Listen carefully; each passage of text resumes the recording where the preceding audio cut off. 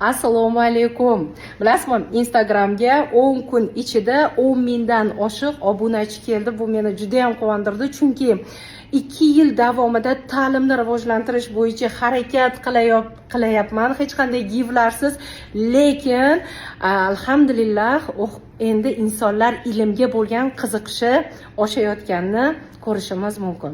Men Hidoyatova Dilafruz Abdugaffarovna 25 yillik pedagogik stajga ega, UNICEF xalqaro tashkilotining xalqaro treneri, 21 ta kitob muallifi, aynan interaktiv metodlar tadqiqotchisi.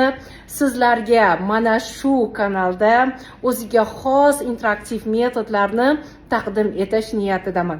Agar siz ham bugun bu kanalga a'zo bo'lgan bo'lsangiz, unda xush kelibsiz va har kuni siz ilmni rivojlantirish bo'yicha, ta'limni rivojlantirish bo'yicha, har bir darsni o'ziga xos o'tish bo'yicha metodlarni va shu bo'yicha bilimlarni o'rganib borishingiz mumkin. Albatta obuna bo'ling va bunday ma'lumotlarni o'zlashtirib olishga harakat qiling. Sog' bo'ling.